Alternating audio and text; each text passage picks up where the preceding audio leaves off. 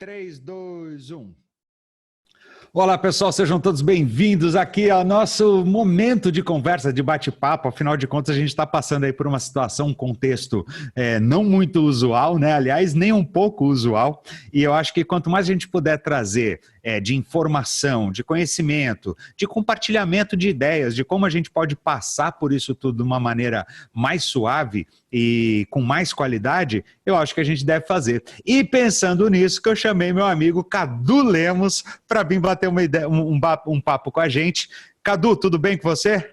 E aí, moça, como é que estamos aí, cara, nesses momentos de isolamento físico e distanciamento físico, não social, jamais social? Perfeito, começamos muito bem, Cadu, começamos muito bem. Na verdade, eu concordo plenamente com você, nosso isolamento ele precisa ser um isolamento físico e não tem por que ser um isolamento social. E quem está sofrendo, falando que está isolado, não sei o que, tá porque quer, porque ferramenta para não estar a gente tem, né?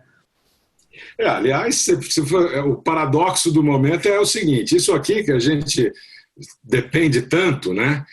Cria tanta dependência, e algumas delas desenhadas de propósito para criar independência, passa a ser uma chave de acesso ao mundo, nossa janela para o mundo. Então tem que ser usado com inteligência, para não virar uma arma de distração em massa, que é aquilo que eu falava quando eu pregava o detox digital. Agora não tem jeito de fazer detox digital, tem que usar com inteligência.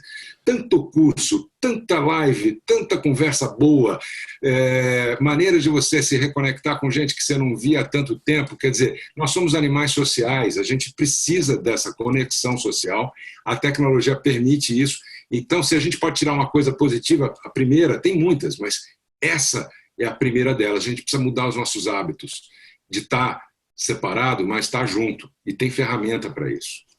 Mas sabe qual que eu acho que é o problema, Cadu? Não sei se você vai concordar comigo. É que o pessoal tem essa ferramenta na mão e ao invés de usar para se juntar, para se unir, para socializar, eles ficam usando para ficar vendo notícias do mundo caótico que vai acabar, cara. Olha, ficar validando o fim do mundo, sabe? A gente estava conversando um pouco antes de começar, né? Aquilo que eu falo, é um problema de saúde física que nós estamos vivendo agora, né? Sim. Só que se a gente não tiver saúde mental e emocional, equilíbrio mental e emocional, a gente não atravessa essa crise de saúde física. E o primeiro ponto que eu adotei, então eu falo de mim, né? Quem sou eu para dizer para as pessoas fazerem isso? Mas tem a ver com isso que você falou, jejum de notícia. Então eu pratico um jejum intermitente de notícias. Eu escolho aonde eu vou pegar, consumir minha informação, uma vez por dia, duas, dependendo do que está acontecendo. E eu me afasto, porque senão é uma hipnose que te carrega numa espiral descendente de ansiedade, de dúvida, de medo. E medo paralisa. Você não constrói nada, você não cria nada se você estiver com medo. É exatamente isso. Eu fiz um vídeo outro dia desses falando sobre isso também, e que às vezes assim, as pessoas elas se alimentam tanto disso e se emocionam tanto, né, chegam num ponto de desespero autoalimentado, que elas acabam tomando atitudes para transformar isso numa profecia autorrealizável, né? É uma coisa que é muito, muito triste, né, cara? Completamente. E assim, se você não rompe com esse ciclo vicioso, você tem que criar formas de começar seu dia de um outro jeito. Então, é verdade. Se tem uma coisa que essa pandemia também pode nos fazer refletir, primeiro, é o mundo VUCA apresentado oficialmente. Se alguém tinha dúvida do que é o VUCA... Para quem não sabia o que era mundo VUCA, seja bem-vindo. Para quem não sabe o que é um mundo volátil, incerto, complexo e ambíguo, o grande agente do mundo VUCA, que é um papo que a gente fala em empresa já há uns 4, 5, 6 anos, né? O grande agente é o coronavírus. E se tem uma coisa que ele pode fazer, é um despertar na gente. É um despertar. Eu não vou nem falar no despertar na condição humana e da mente humana no sentido das relações políticas, geopolíticas, porque nós estamos um pouco longe disso. A gente teve uma chance no começo desse século, que foi o 11 de setembro, de uma união global, de uma reflexão que durou uma semana, porque o Bush já invadiu o Iraque. Então, agora a gente está tendo a segunda grande chamada, puxada na orelha e falar, acorda aí, moçada, acorda aí, porque é o seguinte, se vocês não revisarem os modelos de relações políticas, geopolíticas, sociais econômicas. Esse negócio está empurrando a gente agora para um grande... como é que chama? Que você vai para um lado ou para o outro? Um divisor de águas, né, cara? Divisor de águas, é uma tomada de decisão. O que eu quero fazer, por exemplo, com relação à minha empresa, ao meu negócio? Então, hoje os líderes todos ainda acompanhando o que está acontecendo de tomadas de ação de saúde, dos estados, do governo, etc., estão aí com essa questão, aguardando, né, as empresas aguardando um pouco qual é o caminho que a economia vai tomar. E isso é importante que aconteça. Estão falando numa coisa que é comparável à Grande Depressão dos anos 20 no século XX, né, a crise de 29. Eu acho até que pode ser pior. Mas... Então, eu acho que em termos de escala é pior, porque a de 20 e 29 ela foi mais focada ali nos Estados Unidos e um pedacinho de Europa que ainda pegou, que ainda tinha alguns recursos colocados nos Estados Unidos. Mas agora é global, né, cara? Uma das coisas que eu falo... É uma situação de guerra, mas ao mesmo tempo, é o que eu falo, você tem que escolher, ou você vai olhar isso pelo ponto de vista que pode trazer ensinamentos e reflexões, ou você se hipnotiza e entra no círculo vicioso que não para de descer, a espiral descendente. Vira o arauto do apocalipse, que não adianta, não vai fazer nada a respeito e fica só reclamando e falando que vai tudo acabar, né, cara? Exatamente. E dentro dessas escolhas, você pode escolher como é que você quer começar seu dia. Então, seu dia sem notícia, seu dia com uma boa... alongada, física, com tomar decisões do que você vai tirar da frente nesse dia. Eu, por exemplo, há anos, eu pego e faço minha cama. Primeira tarefa que eu já tiro da frente no dia, eu faço. Boa, é isso mesmo. Eu arrumo, pronto, ok. Opa, já consegui uma tarefa feita, então vamos para a próxima. Por quê? Porque depois eu tenho, claro, são rituais. Eu acho que as pessoas precisam construir seus rituais matinais para não cair na espiral descendente que eu falo tanto. E eu acho que é importante, Cadu, a gente em momentos, principalmente em momentos como esse, a gente ser é o que eu chamo de colecionador de pequenas vitórias. Então, você ter arrumado a sua cama é a sua pequena vitória. Então, isso vai te alimentando positivamente para você estar em um estado positivo em relação à vida, né? Um estado proativo. Eu faço, algumas pessoas podem achar piegas, né? Eu nem tinha comentado isso com você, mas eu faço também há anos, todo dia. Eu agradeço 3 coisas bacanas que aconteceram no dia anterior. Por que isso? Perfeito. Além de agradecer legitimamente, porque foi legal e eu tenho que agradecer as coisas bacanas, isso dispara uma onda de dopamina no meu corpo. Exatamente. Que me deixa de forma mais animada, mais feliz, mais positivo. Diminui o meu índice de norepinefrina, ou adrenalina, e cortisol, que são venenos que estão aí rondando a gente, bombando por conta dessas notícias constantes. Exatamente. E isso vai ajudar as pessoas a segurarem a onda, porque o cortisol, quando ele é produzido regularmente, ele faz a pessoa tender à depressão por conta dessa produção muito... Ele tem a função dele quando é uma vez ou outra. Alerta. Exato. Mas todo dia, toda hora, o corpo entra numa outra onda que não é positiva para ninguém. E isso é muito bom que você está falando. Agora, a gente está conversando sobre essas coisas todas, está falando tudo isso, e tem gente que provavelmente não te conhece ainda, não sabe por que eu estou conversando com você e por que o nosso assunto está pendendo sempre para esse lado da nossa qualidade de vida, da qualidade, do jeito que a gente olha para as coisas e como a gente reage aos diferentes estímulos. Você hoje faz o quê, Cadu? Então, a minha filha me pergunta isso, às vezes eu tenho dificuldade de explicar, mas vamos lá. Eu tenho dedicado os meus últimos 4 anos a pesquisas de neurociência e de desenvolvimento humano com base nessa questão do cérebro, especialmente. Estados elevados de consciência. Hoje a tecnologia permite que você avalie em tempo real as reações que o teu cérebro tem mediante diversos estímulos. Isso é feito através da ressonância magnética funcional, o retreinamento de ondas cerebrais usando a ferramenta do neurofeedback. Então, como eu sempre trabalhei a vida inteira, depois que eu deixei de ser executivo, né, depois de uma carreira como executivo nas áreas de antes comunicação e database marketing, né, muito do Big Data, né? A gente já... O pré-internet, né? Eu, quando em 98 criei a minha consultoria... Quando a gente chegou aqui, isso aqui era tudo mato, né, Cadu? Tudo mato. Esses caras não sabem de nada como era isso aqui, né? Mas é o seguinte, eu estou nessa vida, por isso que essa história de adaptação ao trabalho remoto, que hoje é um desafio para todo mundo, para mim foi uma adaptação muito rápida, porque eu trabalho em casa desde 98. Eu criei a consultoria há 22 anos. Então, para quê? Para trabalhar, eu fui gestor de equipes na época que eu era executivo e tal, e sempre senti falta de algumas coisas nas minhas equipes. E eu fui tentar ver o que era e descobrir o que eu queria fazer para os outros. Então, eu deixei o mundo corporativo, mas não... Mas o mundo corporativo não te deixou. Olhando para ele agora, de fora para dentro, né? E o trabalho que a gente faz é sempre dedicado mesmo a líderes conscientes, um trabalho de mentorias, um trabalho de preparo de desenvolvimento pessoal, desenvolvimento humano, relações humanas, inteligência emocional. A gente trabalha bastante no campo de cultura organizacional. A gente brinca que nós fazemos hacking. A gente hackeia algumas culturas organizacionais, estão precisando de alguns choques, né, de realidade. Total. A gente trabalha porque eu não sei, você que vive isso, eu não sei se você concorda comigo. Eu vejo uma dicotomia muito grande entre o que é a mensagem ou o que é o marketing que as empresas fazem e o que é a realidade. A gente que vê os dois lados, né, e consegue depois ver lá dentro, principalmente em bastidores, que a gente já teve junto várias vezes de convenções e tal, não sei o quê.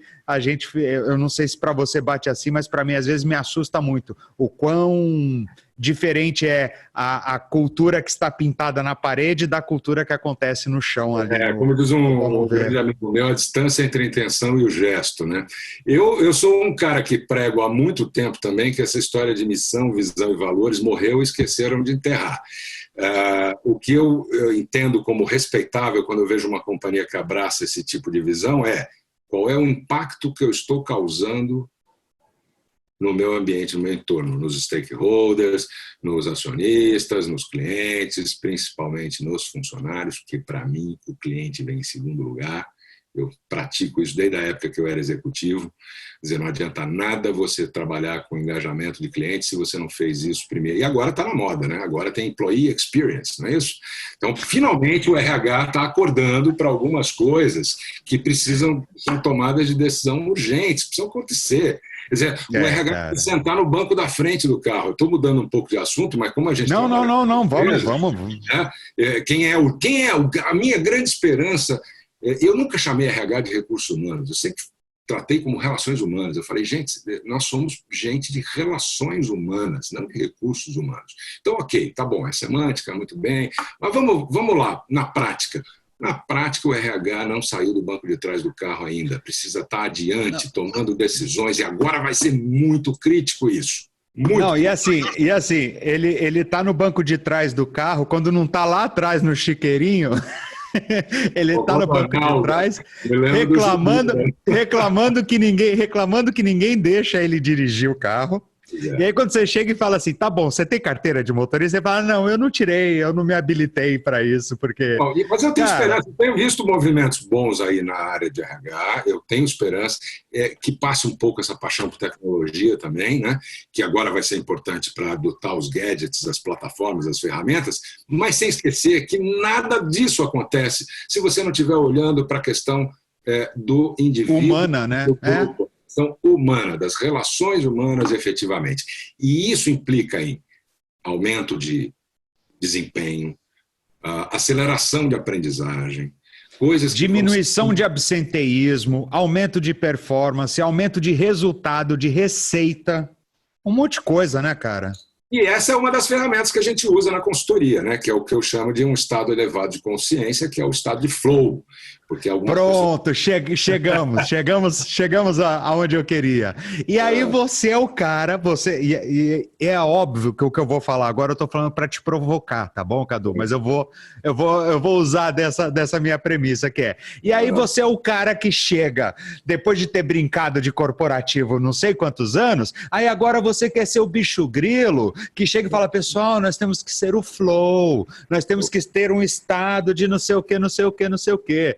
Primeiro, você sofre preconceito pelo desconhecimento do que é o termo e o que é o conceito, e é bichogrilice mesmo ou tem ciência, tem resultado por trás dessas coisas, cara? Ah, legal, essa pergunta é ótima, gostei muito da provocação. Não, eu não sofro nenhuma discriminação por conta do não entendimento do conceito, porque quando a gente começa a explicar, é muito rápido as pessoas entenderem. Eu vou começar a resposta por aí. O que é o flow? Lógico. Lembra daquele momento da tua vida em que você se pegou fazendo uma coisa com muita facilidade, que parecia que nem era você que estava fazendo, o tempo não tinha, você não tinha noção mais. Passou e você não percebeu, você não foi ao banheiro, você não teve vontade de nada, estava ali tão inteiro naquilo, que pode ser qualquer coisa. Pode ser um esporte, pode ser uma leitura, pode ser um hobby, pode ser uma conversa com um amigo querido, qualquer coisa. Essa é a sensação que o flow te provoca. Eu e a coisa, ou eu e a atividade, naquele momento éramos uma coisa só. Isso. Essa integração.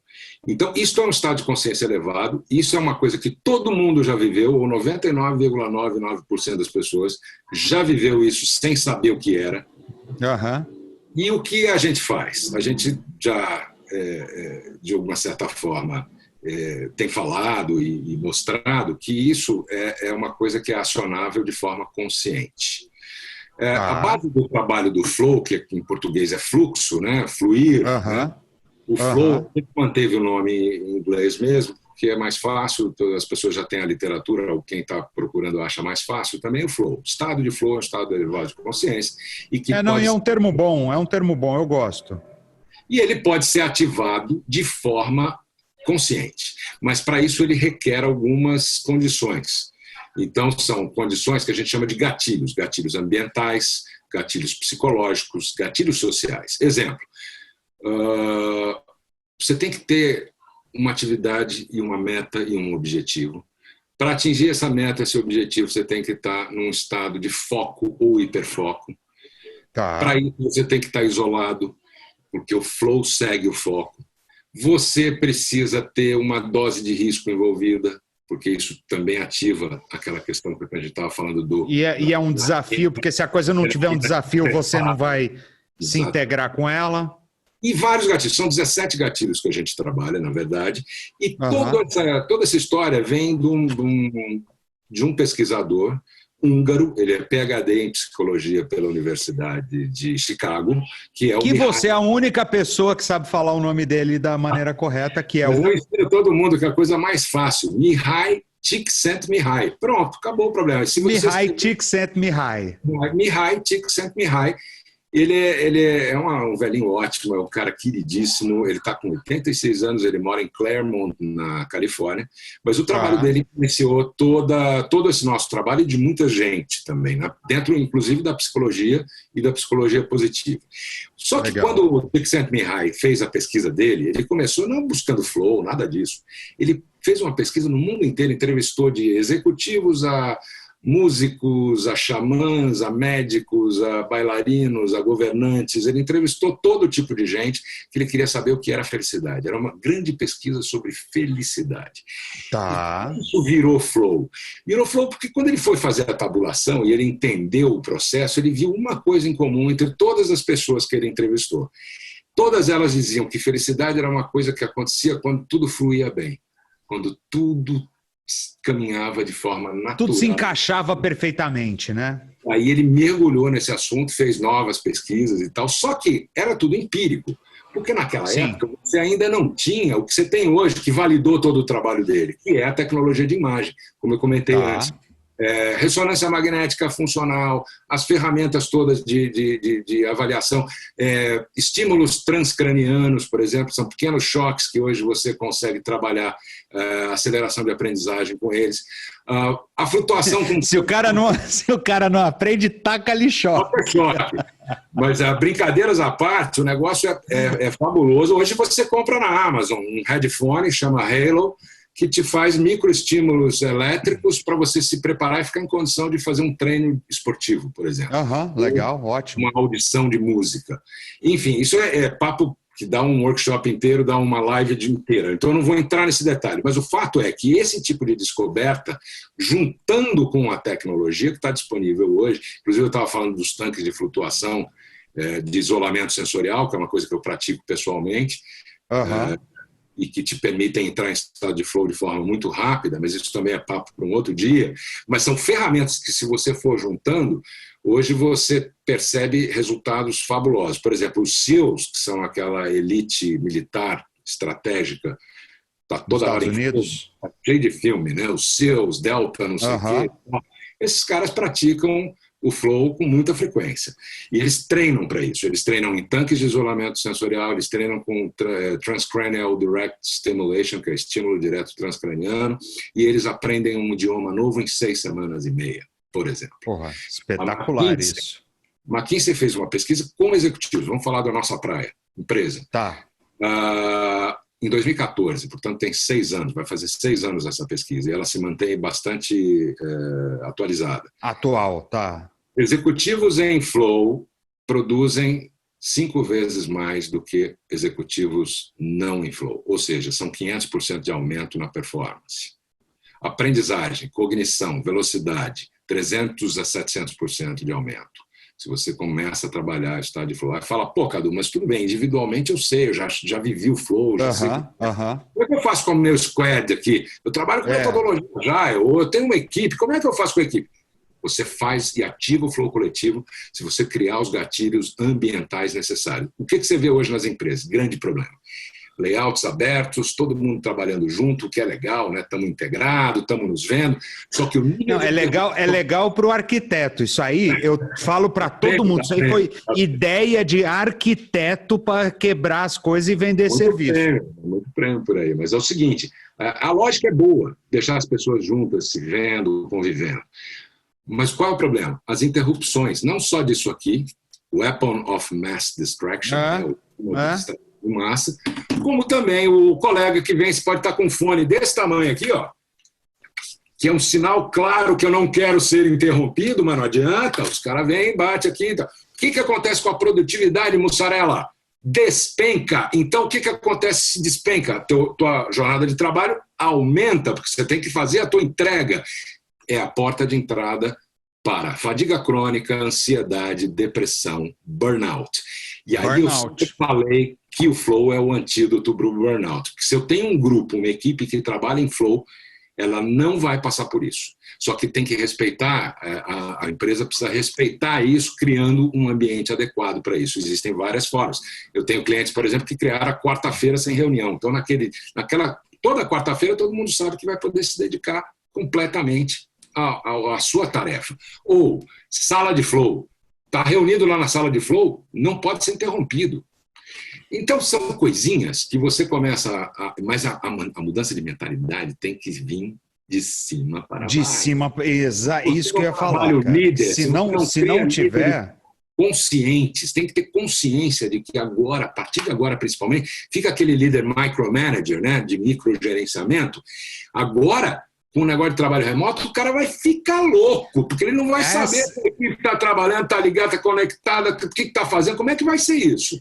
Não, ele vai transformar a vida dos liderados, dos colaboradores dele no inferno, porque ele não vai deixar as pessoas trabalhar de ficar toda hora. O que você está fazendo? Você acordou na hora certa? Você ainda está... Que isso, cara? Agora, então, pera só um pouquinho. Vê se você consegue incluir no que você está falando essa minha pergunta, porque eu entendo plenamente isso que você fala e eu entendo plenamente a oportunidade que as empresas têm de criar ambientalmente locais favoráveis à existência do flow. Só que em tempos de coronavírus, que cada um está na sua casa ou recolhido de alguma maneira, como que a gente faz isso? E faz sentido fazer isso num contexto como esse? Ou tem que esperar agora as pessoas voltarem para a empresa para daí começar a pensar nisso? Olha, a grande verdade de tudo isso é que isso não vai mudar mais, né? Quer dizer, a gente tem que buscar, a gente conversava um pouco antes, eu vejo que já mudamos e muitas coisas não serão mais como eram antes. Ou seja, então, novas formas de fazer o mesmo. o fato é que as pessoas podem estar juntas mesmo separadas, e o flow é um estado de consciência que pode ser ativado, ainda que estejamos todos trabalhando a equipe aqui no Zoom, se eu tenho algumas condições atendidas. Então eu remonto de novo aos gatilhos, né? Isolamento, concentração, talvez até seja mais fácil em alguns casos hoje. Né? Então é isso que eu estava imaginando. Eu tenho o processo do Csikszentmihalyi, por exemplo, que é o grande quadro que ele mostra, onde ele constrói que o flow é um canal que se abre no momento em que a minha habilidade de responder a um desafio, ela é próxima desse desafio, ela não precisa ser perfeita, ou seja, eu tenho a competência e a habilidade para responder a esse desafio. Porque se o desafio for muito grande, a minha habilidade for menor, aí você descola. Eu não vou ativar o flow. Se o desafio for pequeno e a minha atividade for abundante, a minha habilidade, eu vou estar entediado. Então, o segredo é calibrar o teu desafio. Tem um componente de risco, tem a entrega, tem o prazo, tem o orçamento, tem esse momento todo. A grande verdade é que é difícil entrar em flow quando a tua cabeça ainda está aberta, que nem uma antena para as notícias ruins todas que estão acontecendo. Não é fácil. A gente com ansiedade não vai ter mais, mas tem que mudar o hábito. Ou seja, se eu estiver falando uma besteira, você me corrige, por favor. Mas, neste caso também, o líder, se quiser e se preparar para isso, ele pode exercer um papel fundamental nessa questão de proporcionar essas condições favoráveis para a equipe atingir esses estados de flow. Sim ou não? Total, e a gente já viu isso em mais de uma empresa, em mais de um caso, e relatos que a gente tem de fora também. O líder em flow traz a equipe para o flow. O líder em flow traz a equipe para o flow. Por quê? Porque a gente tem uma meta comum, a gente tem um objetivo comum, a gente está com o nosso todo na reta também, porque isso é um elemento negativo. Então, são coisas de você calibrar o nível do desafio com a tua habilidade de responder ao desafio, respeitando essas condições ambientais, psicológicas, sociais, etc., que estão mais detalhadamente dentro daquilo que é o conceito da ativação desse estado elevado de flow. Eu tenho uma dúvida que é a seguinte, na verdade é uma curiosidade, não é uma dúvida, é uma curiosidade. Você tem um tanque de suspensão dos sentidos na sua casa? Eu adoraria ter, e eu vou fazer um. Eu não tenho porque custa muito caro. Então eu vou a São Paulo, porque eu não moro em São Paulo desde 2017. Eu hoje estou mais isolado aqui na zona rural do interior de São Paulo. Essa internet que a gente está conversando é via rádio, a lenha, né? Quase, mas está funcionando. Então o que o pessoal hoje em dia está chamando de isolamento, para você é uma terça-feira à tarde. Beleza, nada diferente do que eu vivia nos últimos quase 3 anos. Mas eu não mas eu vou a São Paulo pelo menos 2 vezes por mês para fazer. Agora o pessoal fechou, agora, claro, está todo mundo respeitando aí a questão atual, mas eu recomendo muito, o que eu já te falei para a gente ir lá para você conhecer, porque o isolamento sensorial tem grandes benefícios. Ele te deixa não só relaxado mentalmente, como fisicamente, porque o sal de Epsom é um sal de magnésio que relaxa o corpo.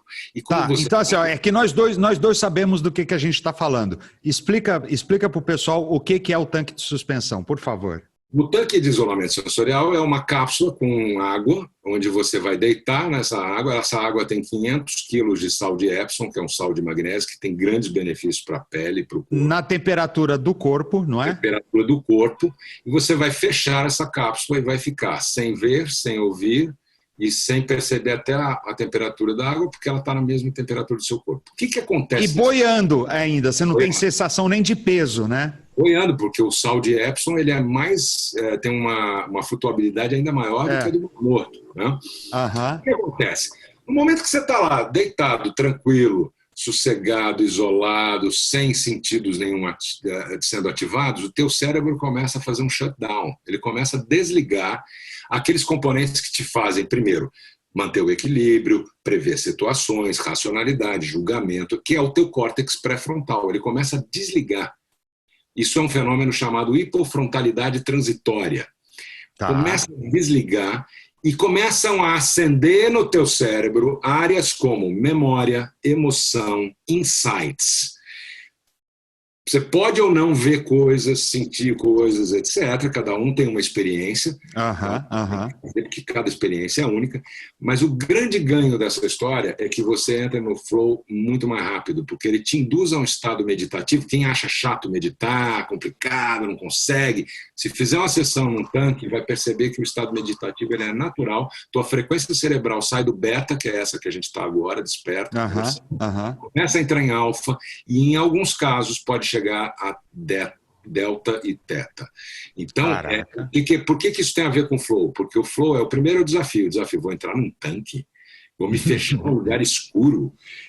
E aí, como é que é? E se eu for claustrofóbico? Aliás, claustrofobia, na sua maioria das pessoas que me perguntam sobre o tanque, é só uma impressão. Chegar lá, você pode deixar a tampa do tanque aberta, pode deixar a luz acesa. Sim.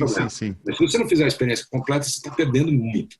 Mas o fato é que quando você vence esse primeiro desafio, você relaxa, você entra no flow e, ao mesmo tempo, o quarto movimento do ciclo do flow é a recuperação. Você já está lá no tanque recuperando.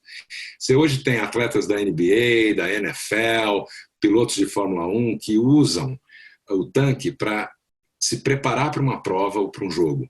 Porque ele lá no tanque ele vai estar com a cabeça focada em visualizar o resultado que ele quer daquele jogo. É poderosíssimo isso. E depois ele volta, depois feita a prova ou o jogo, e vai relaxar fisicamente. Então ele tem duas vantagens. Então eu posso falar que eu sou praticante há algum tempo, e os casos que a gente vê, hoje tem o Justin Feinstein, que é um cientista, um neurocientista americano, faz pesquisas bastante constantes de neurofisiologia baseada no tanque de isolamento sensorial, e ele conclui que... O tanque tem white noise, né? Tem white noise? Não tem? Silêncio total. Silêncio total. Tá. Eu fiz alguns testes e vou evoluir um pouco os testes de usar batidas binaurais também de fundo. Boa. Fone, porque a batida binaural só acontece quando você está com fone. Você não ouve externamente. Com fone. Então tem que ter um fone à prova d'água, etc. Mas o fato é o seguinte, o Justin Feinstein está descobrindo coisas do tipo, uma sessão no tanque diminuiu ansiedade, depressão, fibromialgia, estresse em níveis muito importantes e aumentou positividade, animação, a recuperação física acelerada e tal. Isso são dados que estão aí disponíveis na internet. Quem for, inclusive, no meu site pode ver um webinar que eu fiz sobre Flow que tem esses números, eu mostro todos eles. Qual que é o site, Cadu? cadulemos.com.br. Boa! E agora em abril, a gente está trazendo também mais uma ferramenta baseada no estado de flow, mas que eu não posso dar muitos detalhes ainda, mas é uma simulação de computador, onde você vai poder trabalhar líderes e equipes de alta performance no conceito do flow. Então, Ou seja, também podem ser trabalhados remotamente, não precisa ir fisicamente, já que nós estamos nesses tempos aí. Então, deixa eu aproveitar a tua presença e legal saber isso aí. Então, pessoal, fiquem ligados aí no site do Cadu, no timeline, no feed dele aqui no LinkedIn e tudo mais, que ele sempre traz as notícias, sempre traz artigos, coisas muito legais sobre o assunto. E é muito bacana, se você ainda não tomou contato com esse trabalho de estado de flow e tudo mais, é muito bacana e traz realmente transformações e consciência, acho que isso é o mais importante, traz uma consciência de si próprio que é muito benéfica, principalmente nos dias que a gente está vivendo. Mas eu quero aproveitar a tua presença aqui, Cadu, e pedir o seguinte, quem está em casa agora e está em estado de não flow, você tem alguma dica aí, 2, 3 coisas que as pessoas podem fazer para se favorecer, não digo necessariamente entrar no estado clássico de flow, mas para facilitar um pouquinho, fluir um pouco mais a vida nesses momentos que a gente está passando? Eu brinco que você tem que fazer pit stops diários, vários pit stops ao longo do dia. Se dedicar a uma tarefa pesada, tira logo cedo, se dedica ao teu desafio mais difícil logo de manhã, por 90 minutos a 120 minutos, mas durante esse tempo, tenta fazer paradas de 5 minutos. Então, ao fazer paradas a cada hora, para 2, 3, 5 minutos, procura dar uma visualizada em outra coisa. Se você tiver o privilégio de sair, ver um jardim, um parque, um lugar, ou vai tomar um café, um chá, ou mesmo sentado na sua cadeira, você fecha os olhos e respira prestando atenção na sua respiração. Eu vou ensinar aqui uma respiração que eu uso com bastante frequência, que ajuda a acalmar o nervo vagus, que é o certo. que dispara o teu modo de sobrevivência, luta ou fuga, né? Ele ajuda a acalmar. Então você inspira por 2 tempos, 1, 2, segura por 1 tempo e solta por 4 tempos. 1, 2, 3, 4. Segura por mais 1 tempo e vai 2, 1, 4, 1. E assim você faz durante 1 minuto, 2 minutos, e você vai perceber que você consegue... Tem outras respirações fáceis também, parecida com essa, a respiração inspira por 4, segura por 4, expira por 4, segura mais 4. Essa foi desenvolvida por um... Esse cara é muito interessante, faz algumas transmissões de workouts online e tal, e ele faz essa respiração da caixa. Inspira... Cadu, repete o nome dele que a gente perdeu aí. Você deu uma travada na hora que você estava falando quem era. Mark Divine. Mark Divine. Ok. Então, a respiração da caixa. Inspira por 4, segura por 4, expira por 4, e segura por mais 4, inspira e segue o ciclo por 2, 3 minutos. Procure mudar hábitos também de alimentação e o sono, pelo amor de Deus. Tem que dormir. Sono, né? Os cara não dão o valor que o sono merece, né? Esse é um grande problema. Se você não se alimentar e não dormir bem, você já sai perdendo. Porque se você apenas dormir bem e se alimentar, você já tem uma grande vantagem. Então, sono. E, por favor, sono, a tua produção de melatonina só acontece aqui no hemisfério sul das 10 da noite às 2 da manhã.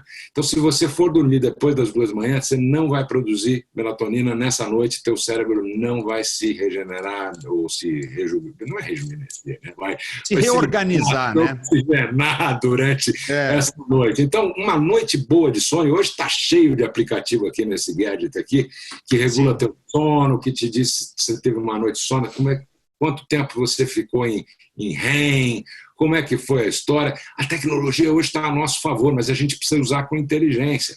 A gente precisa usar a nosso favor, porque muitas vezes usa contra a gente mesmo e a gente não percebe, né, cara? Exatamente. Bom, beleza. E para líderes? Dá uma dica para os líderes que estão aí meio sem saber o que fazer também com esse tanto de gente remota, ou quem está lá e não está afim de estar lá e tal. Dá uma última dica para a gente se despedir do pessoal. Nada diferente daquilo que a gente aprende, né, quando vai crescendo no jardim da infância e vai arrumar o primeiro estágio e tal. Esteja junto, ouça com verdade, ouvir dá trabalho para quem não está afim. E é um processo trabalhoso. Você que é um cara de comunicação, você sabe bem disso. E feedback é fundamental, e isso tem a ver com o flow também. O flow ele fica mais fácil quando o feedback é contínuo, constante. Não é o outro feedback com aquela outra letra, né? É o feedback positivo, mesmo que não seja positivo, mas que seja dado de forma positiva. Ouvir, conversar, estar presente. E a mais importante de todas, confiança. Então, uma equipe de alta performance, ela se comunica de forma transparente, de cima para baixo, de baixo para cima, para os lados, sem agenda oculta, sem segundas intenções, né? Sem medo, né? Seguros, né? Se você faz essa comunicação dessa forma transparente e verdadeira, você cria um ambiente de confiança. E confiança, a palavra já fala o que ela é. Com fé. Eu não pego, eu não vejo, mas eu sinto. E se eu confio, porque eu me comunico de forma transparente, eu vou assumir um compromisso. Porque a minha agenda é igual do meu colega ou da minha equipe. Então, se eu assumo um compromisso porque eu confio e porque eu me comunico de forma transparente, eu vou cooperar, eu não vou. É fácil, né, cara? Sei lá, é tão simples às vezes, cara, que... A sequência dó, ré, mi, entendeu? E aí a conquista vem, o ambiente vem, quer dizer, do objetivo. E objetivos conquistados não são só profissionais, não, né, Mussarela? Porque não, de jeito... 70% da nossa vida adulta a gente passa no trabalho. Então, é mais do que uma conquista profissional. É pessoal também, tem a ver com aquele significado. Por isso que eu falei que missão, visão e valores, para mim, morreu e esqueceram de enterrar. É o impacto que você causa no outro. Que nem esses nossos aí conhecidos que falam de autoajuda por aí, que dizem que se você não é que você faz o que você ama, você nunca mais vai trabalhar na vida. Ora, nem todo mundo tem o privilégio de fazer o que ama. Exatamente. Mas você ama o que você faz, ou seja, você entende qual é o impacto do que você faz na vida do outro, qual é o significado daquilo para o outro e para você. Ah, meu amigo, aí é que está a chave. Entendeu? Então, eu acho que a coisa da liderança é ser líder consciente, é passar para a equipe essa noção de que você está com eles, efetivamente, não está cobrando. A mulher de um amigo meu, só para fechar isso aqui, exemplo real acontecido anteontem. Ele me liga e fala, putz, minha mulher está trabalhando remoto, mas o chefe dela fica o tempo inteiro ligando no WhatsApp. Então, como é que faz para funcionar? Esse que é o exemplo ruim da história. É isso aí, pessoal. E com esta demonstração aí que nós tivemos, a gente chega ao final da nossa conversa, que na verdade não é o final, porque nós vamos encerrar aqui por uma questão de tempo do LinkedIn. Mas nós dois vamos continuar conversando muito e quem sabe isso não vira outros encontros com outros vídeos e outras ideias e experiências que vão ser compartilhadas com vocês. Cadu, você olha para o futuro próximo com esperança, desesperança, temor, o quê? Você olha o final do ano como? Nós vamos estar chegando em dezembro como? Bastante esperançoso que esse recado que nós estamos tomando aí, esse puxão de orelha para repensar geopolítica, relações humanas nesse momento, eu sou esperançoso que o ser humano e a condição humana abracem isso. Se isso não acontecer rápido, pelo menos o choque econômico vai ser tão violento que as empresas vão ter que se redesenhar, as pessoas vão ter que se readaptar e nascerá um novo mundo a partir disso, das relações de trabalho também.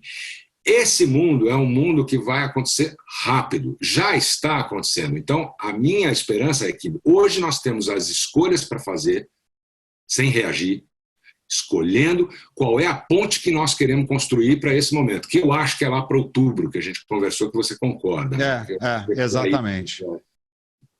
É isso que eu falo, pessoal. Então, não se esqueça, se você é líder, seja um líder de pessoas, não de processos, cara. Vai ser a maior vantagem que você vai ter competitiva da agora até o final do ano vai ser essa. Porque a hora que a coisa começar a virar, a hora que a gente retomar, você tem que ter as pessoas do seu lado. E aí vai ser o momento que você vai saber ou vai descobrir se as pessoas estão do seu lado ou não, pelo que você fez por elas quando elas precisavam. Eu sou muito agradecido por ter o privilégio de ter essas conversas com você, Cadu, você sabe disso, a gente vira e mexe aí, a gente se fala, troca essas ideias e tal, e que isso seja mais frequente agora, numa época em que as pessoas precisam ouvir coisas que são bacanas, precisam ouvir coisas que levem elas não só ao estado de flow, mas um estado de ação positiva em busca de um resultado que vocês querem. Com isso a gente vai ficando por aqui. Muito obrigado por você ter estado com a gente até agora. Cadu, brigadão. Eu que agradeço, um privilégio, uma honra estar com você aqui. Você sabe que a gente vai way back, né? A gente se conhece há muito tempo, mas eu estava super afim de ter essa oportunidade da gente conversar um pouco sobre essas coisas, porque a gente tem, de fato, uma visão bastante parecida, né, do que convergente, né? Convergente, com certeza. E tenho assistido tudo que você tem feito, quero ver como é que a gente... Conte sempre comigo, que eu puder contribuir de alguma maneira e vamos levar essa mensagem de que é possível escolher atitudes, não apenas reagir. Quer dizer, a gente tem que construir essa ponte. Esse é o novo normal. Nós estamos no novo normal. Então, como é que nós vamos lidar com isso? O VUCA já vinha avisando. Então, estamos aí, né? É isso aí. Então, eu vou deixar um desafio, uma provocação para você que está assistindo a gente, que coloca nos comentários qual é a sua atitude, o que você vai fazer de bacana, de bom, para contribuir com a situação, o que você está fazendo para você, para os outros e para o mundo. E com isso a gente fica por aqui. Mais uma vez, muito obrigado. Um abraço. Tchau para vocês. Tchau, tchau.